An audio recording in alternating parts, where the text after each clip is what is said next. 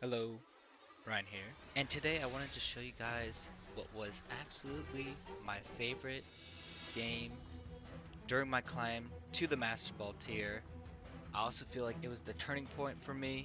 I wanted to show it to you guys, make its own separate video for it, and we're gonna start right into it. So we start off the battle facing a Kangaskhan and Gengar lead, while I myself have my Hisuian Zoroark pretending to be Rotom and my Mega Chimecho.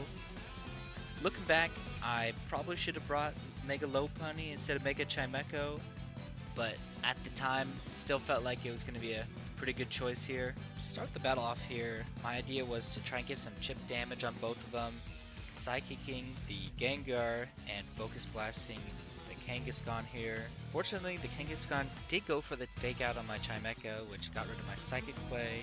Gengar actually went for a Perish Song, so it became a Perish Song trap team. And while that was going on, Zoroark decided he didn't want to hit Kangaskhan because he was just being a nice guy there. And yeah, we are in some trouble here. I haven't really gone up against a lot of Perish Song teams, so it's going to be a fun game. Everyone seems to protect on the turn after someone does a Perish Song, so I decided to go for the Kangaskhan here with a Helping Hand Focus Blast. Unfortunately, he did go ahead and switch out into the Sinestcha, so my Focus Blast just, even if it would have hit this turn, it would have done absolutely nothing. So unfortunately, they got an extra turn on me here. So the Sinestcha went for a Rage Powder here to try and redirect some attacks. I kind of figured that was coming. Gengar actually went for disable my Focus Blast, which I didn't really care about, so that was fine. Because I was going for a Shadow Ball here onto Sinestcha, who, like I said, probably was Rage Powdering anyways. I did go Psychic on the Gengar just in case here, but it got redirected. But with the special defense drop, I was able to take that Sinistcha there. And even though we're at 1 for the Perish count, we're still in an okay spot here. So for those that don't know, even if you're Ghost type, you're able to get out and switch out of the trap laid out by Gengar here. So whether he knew I had a Zoroark or not, I did go ahead and switch out into my King Gambit. I felt like he was going to be in a pretty good spot here. And unfortunately, I knew Chimecho was going down, so I did at least get one last Psychic out to try and just get some chip damage on that Kangaskhan here. Kangaskhan thankfully went for Fake Out on the Bisharp slot, so that worked out pretty well. So even though Chimecho went down, we're still 3-3, and we got some good damage out on Kangaskhan. For this next turn here, I decided to double protect to not only stop the Fake Out, but also just kind of scout out to see what the Kangaskhan is going to be trying to do here. I am so glad I did that. That was one of my better plays. I learned Kangaskhan had Brick Break, and then while at the same time Incineroar just straight up went for King Gambit there, that's when I noticed they really just wanted King Gambit out of here, and he was probably their biggest threat. With that knowledge in mind, I did two things here. I went ahead and I switched out into Zoroark here, because I want to try and keep King Gambit healthy. I got some more damage out. And I'm not gonna lie, I forgot about Scrappy for a second on Kangaskhan. So I was trying to bait out, like, a free hit onto my Zoroark. But unfortunately, he still did hit with that Brick Break. Thankfully, I was able to hit a Hydro Pump on that Incineroar to get him down to a Citrus Berry. But because of that play, Zoroark did unfortunately go down after the final Flare Blitz from Incineroar. So to keep trying to preserve King Gambit's HP, I went ahead and protected with him again. When that happened, Kangaskhan also protected, and the Incineroar actually switched out into a Gengar. I was perfectly fine with that play, because I was able to get a free Hydro Pump off on that Gengar, and just get some big damage on him, while keeping my King Gambit safe. On my next turn, I went pretty offensive here, wanted to try and get some more damage on them.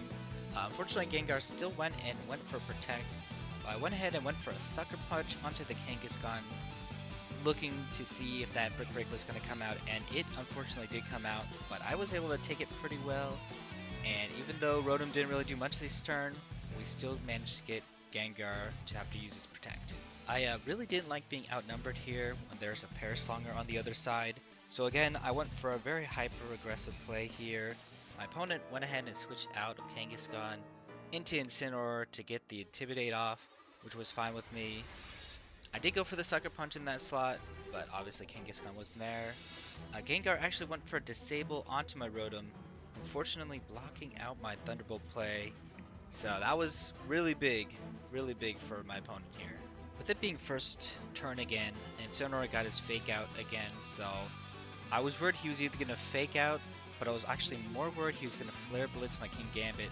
So again, I went very defensive with that, went for the Protect. He did go for the Fake Out, but unfortunately it was on my Rotom, which really hurt.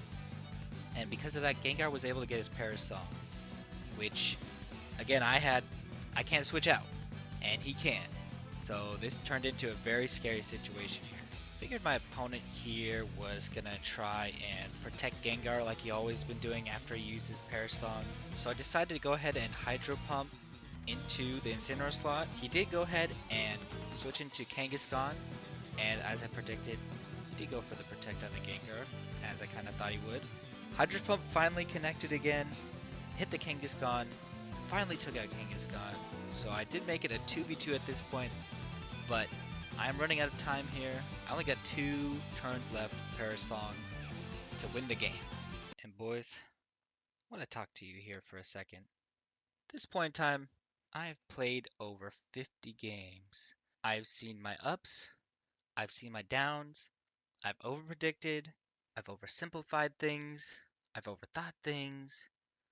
But at this point in time, in this game, at this moment, in this turn, I felt like I knew exactly what the correct play was. There was no shadow of a doubt of the move I needed to pick in this next turn here to win.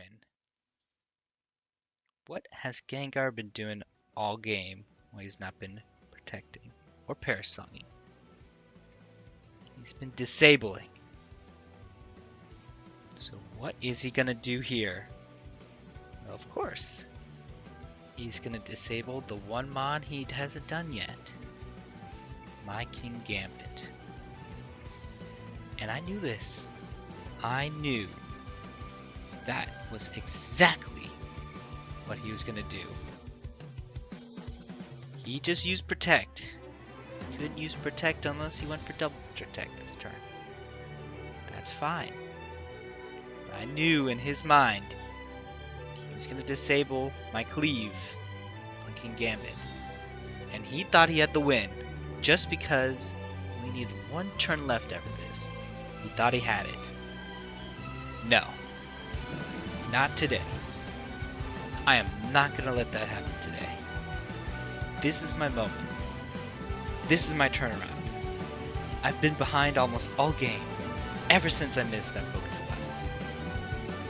It's my turn to take the lead. It's my turn to win. So, just as I predicted, Incineroar went ahead and used Fake Out on the Rotom, thinking no attacks are going to come through this turn.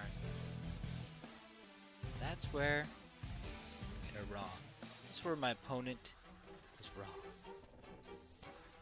Gengar went ahead and did go and use that Disable on King Gambit. All according to plan. Because you know what? I didn't care. I went ahead and I chose Iron Head, knocking out the Gengar here, making it 2v1 with 1 turn to go. Now if he had Protect this last turn, I lost, and he got me. But I hadn't seen him click Protect all game today, so I felt confident. To start out, I went ahead and Sucker Punched King Gambit. Figured, you never know, I could get a lucky critical hit here. It didn't happen. That doesn't matter, because Rotom, who, by the way, hasn't missed a single Hydro Pump all game, finished the game off here, hits the Incineroar, and even though both my Mons would have been on 0 turns this turn, technically his Mons fainted first. Because of that, I win the game. Hats off to my opponent here. He played a spectacular game, and I did make a mistake or two, I won't lie, but this was by far my favorite game of the series.